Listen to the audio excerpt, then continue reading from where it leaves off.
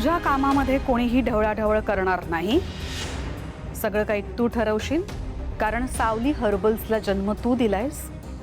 आता पुनर्जन्म सुद्धा तूच द्यायचंयस. खरे आता ना सावलीवाणी पाहिजे होते.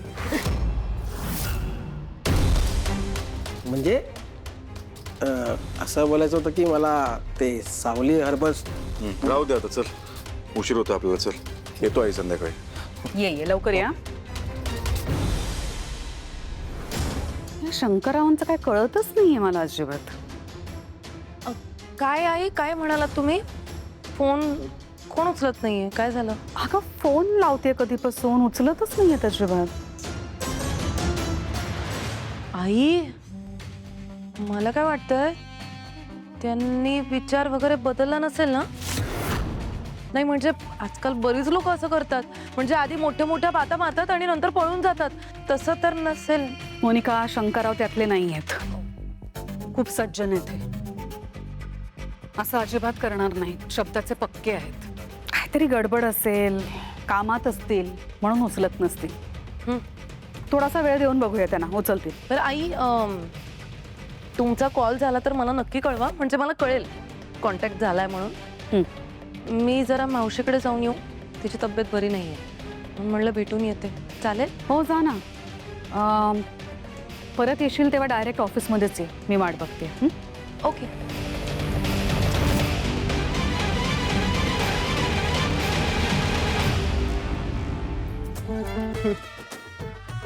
आई, मी तर कंपनीत येईनच हो, पण तर शंकरराव येईल की नाही याची गॅरंटी नाहीये, कारण त्याचा काटा मी आधीच काढलाय. ओवी, ओवी, चल लवकर, आपल्याला बाहेर जायचंय. तुझ्यासाठी एक सरप्राईज आहे. काय? आपल्या घराजवळ की नाही एक नवीन म्युझिक क्लास सुरू झालाय. चला लवकर. मला नाही यायचंय. का? तुला गाणं शिकायचं होतं ना? आणि तुला माहितीये का, मी असं ऐकलंय ते सर आहेत ना जे गाणं शिकवतात, ते खूप छान गाणं शिकवतात. तुला मज्जा येईल. चल पटकन. मला ज्यांच्याकडे गाणं शिकायचंय त्यांच्याकडे तुम्हाला नेतच नाहीस का? माझं कोणी ऐकत नाही. मला अभिच्या आईकडे गाणं शिकायचंय. ओवी, बा का उगाच हट्ट करतेस? तुला माहिती आहे ना, तुला गाणं शिकायचंय म्हणून मी केवढी मोठी रिस्क घेते. घरात कोणाला कळलं ना तर काय होईल माहिती आहे ना? आणि आपण ह्या क्लासला जातोय कारण हा क्लास आपल्या घराजवळ आहे, त्यामुळे तू गाणं शिकतेस हे कुणालाच कळणार नाही. नको ना हट्ट करू. चल. मला तिथे नाही आवडणार. ठीक आहे, मग आपण की नाही एक डील करूया. आज तू ये माझ्या बरोबर, तिथे बसून फक्त बघ ते सर कसं शिकवतात ते. तुला जर आवडलं नाही तर आपण नको जायला. मी पुन्हा कधीच आग्रह करणार नाही. ओके? पक्का? हा, पण माझी एक अट आहे. काय? तुला जर खरंच आवडला नाही तरच आपण जाणार नाही. उगाच काहीतरी कारणं द्यायची नाही तर. प्रॉमिस? प्रॉमिस. चलो. पण काकू, अजून एक प्रॉब्लेम झालाय. आता काय झालं? बाबा म्हणाला त्याने माझ्यासाठी गेम आणलेला तो संध्याकाळी खेळायचा आहे. अरे बापरे, पण तो गेम तर मोनिका काकूने रागात तोडून दिलाय ना? तेच तर, रात्री बाबांनी गेम मागितलं तर काय उत्तर देऊ? मोनिका काकूने फोडला हे कळलं तर काय करू मी? मला खूप भीती वाटतेय. नको घाबरूस. आपण काहीतरी मार्ग काढू. आपण एखादा तसाच नवीन गेम आणू किंवा बाबाला काहीतरी वेगळं कारण सांगू. ठीक आहे? तू आता त्याचं टेन्शन घेऊ नकोस. आपल्याला म्युझिक क्लासला जायचंय. चला लवकर. चालू. नाही,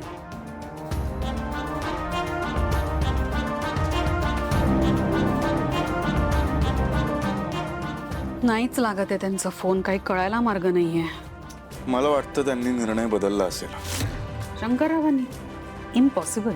का? तुला माहिती आहे माणसं निर्णय बदलतात.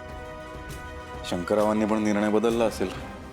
नाही, ते शब्दाचे पक्के आहेत. त्या लोकांपैकी नाही आहेत जे आपलाच शब्द फिरवतील. मी काय, तुझे बाबा काय, त्यांना खूप वर्ष ओळखतोय आणि ते स्वतः आले होते इथे माझ्याकडे. तुझ्या सावली हर्बल्समध्ये त्यांना स्वतःहून इन्व्हेस्ट करायचं होतं. त्यांनी इंटरेस्ट दाखवला होता. त्यांना या व्हेंचरमध्ये इन्व्हेस्ट करायचंय. खूप पोटेन्शियल दिसतंय त्यांना आणि त्यांची अशी इच्छा होती की तू स्वतः जातीनं लक्ष घालावंस. तुझी तयारी झाली आहे हे मी जेव्हा कळवलं तेव्हा ते खूप खुश झाले होते आणि एवढं सगळं झाल्यानंतर मला नाही वाटत ते बॅकफुटला जातील. त्यांचा फोन लागत नाहीये की ते उचलत नाही आहेत? लागत नाहीये म्हणजे आत्ता आधी रिंग तरी जात होते, आता नाही लागत आहे बघ.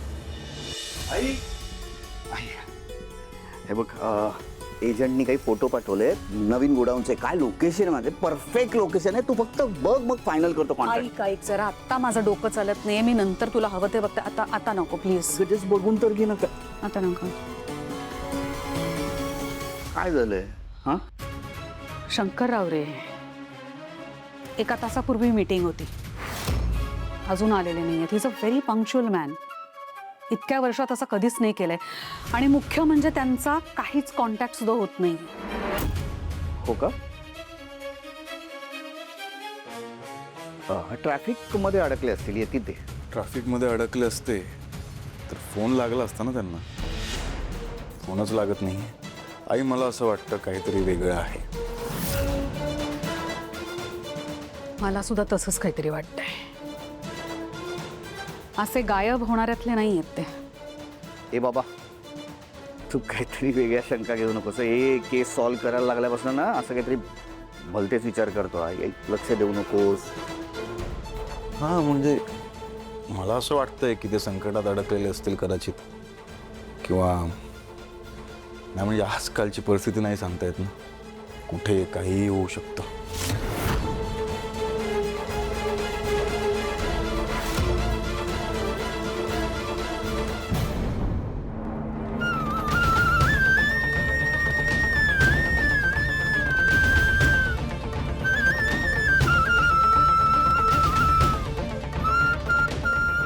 सौ, बाबा, बाबा सगळं ठीक आहे ना?